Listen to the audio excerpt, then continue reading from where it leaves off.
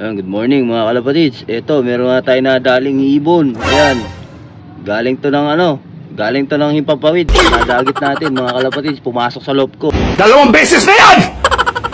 Good morning mga kalapatids. Welcome back sa ating YouTube channel. So, i-update ko lang kayo dito sa ating loft at sa ating mga ibon. At kung sino yung mga nawala mga kayastan, samahan ako today. Let's go! Naghintay ka ba? Wala na. It's a prank.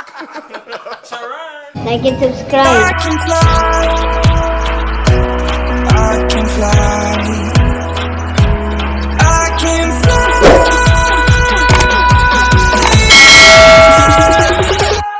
I can fly.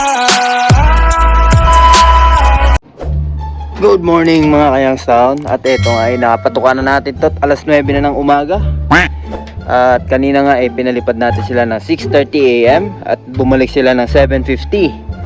At sa kasalukuyang tinakpan ko na nga itong ating trapdoor at napakain ko na nga rin sila kanina. So may napansin ako sa mga ibon natin at kulang nga sila ng isa. Pero hindi natin ibon mga kalapatids yung nawawala, kundi si Dagit mga kayangstown ang nawawala. Yung loft visitor natin yun nung nawala. Siyang nawala ngayon dito, di nakauwi. Yan, wala dito mga kayangstown, no? Yan, yun yung napansin ko kanina, kulang ng white light sabi ko. At 12 nga lang silang lumilipad. So sana nakauwi na lang yun sa amo niya, no? Dahil gastos din kasi sa patuka mga kayangstown. Lakas niyang kumain, no? Tumaba na nga rin dito yun sa loob natin. Yung ibon na yun. Pero kung sakaling bumalik man siya, wala tayong magagawa. Yan. So sinarado ko nga to para makita ko siya kung dadating man siya or kung nandito siya. Yan, so sinarado ko nga natin to. Yan, para agad-agad masilip agad natin just in case na magano tayo ibon no? Hindi sa atin. Siyempre may mga ibon tayo dati na kinarera natin sa north and south na hindi mga nakauwi. Pero hoping na makauwi sila at makaalala pa rin dito sa ating area o sa ating loft, no? So itong loft na to, bago na sa kanila to dahil matagal na silang wala 'di ba?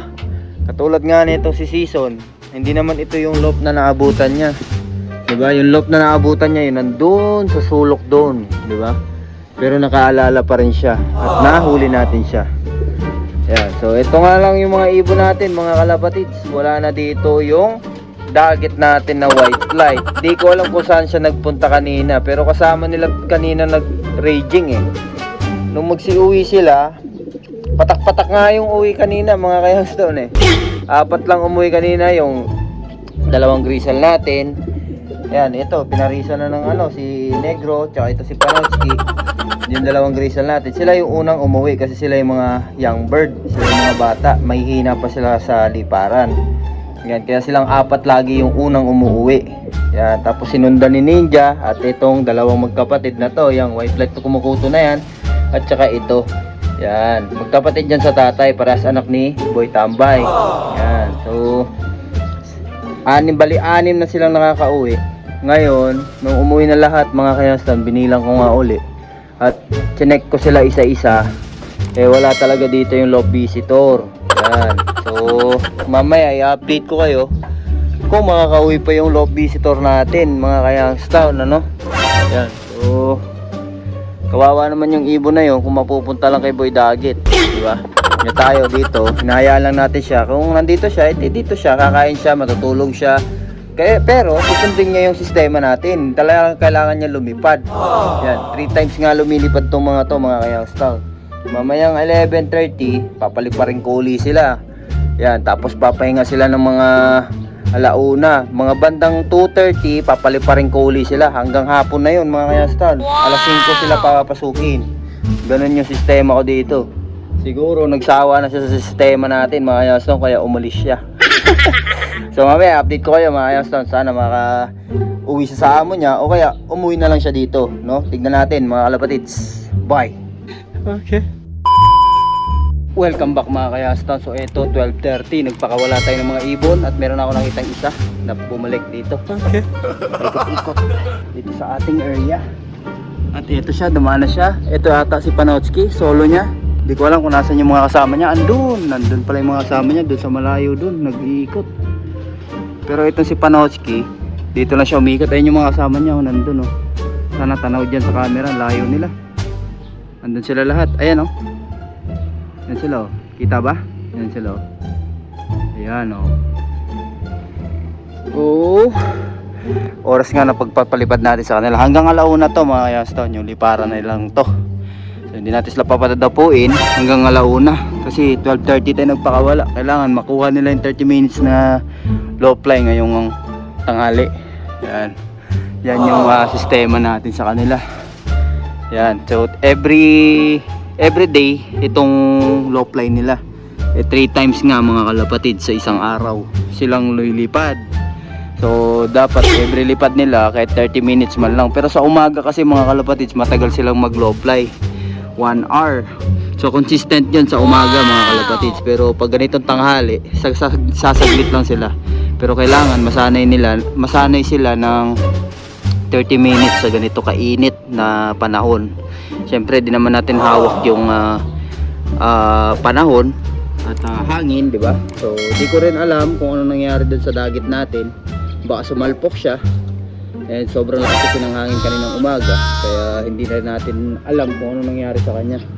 So wala talaga yung dagat mga kalapatids. At hindi ko alam kung nasaan.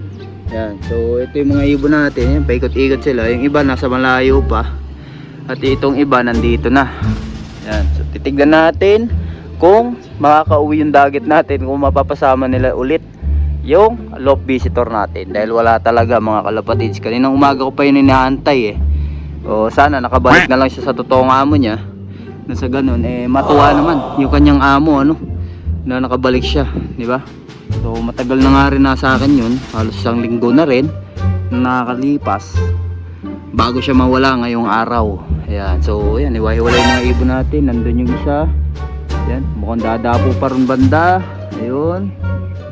Ayan. So sanay din kasi yan kila Boss Mark itong mga ibon natin, di ba? Naalala nyo, doon natin kinuha to kay Boss Mark. Kaya minsan akala ko dumadapo sila doon kasi doon sila lagi umiikot eh. Kaya akala ko dumadapo sila doon kay Boss Mark kaya ang tagal nila. Ayan. So hindi pala mga kalapatids, paikot-ikot lang pala sila doon sa area na yun, sa gawin na yun. So ito yung mga ibon natin, dumaan na naman. Ayun, nandun sila. Yan, doon sila umiikot sa may TPH, ano ba yan? Tarlac Medical Center, TMC, ayun. Doon sila umiikot. Yan, so update ko ulit kayo mamaya mga kalapatids. Magluluto muna tayo ng ating kakainin dahil mag-aalauna na. Hindi pa tayo kumakain.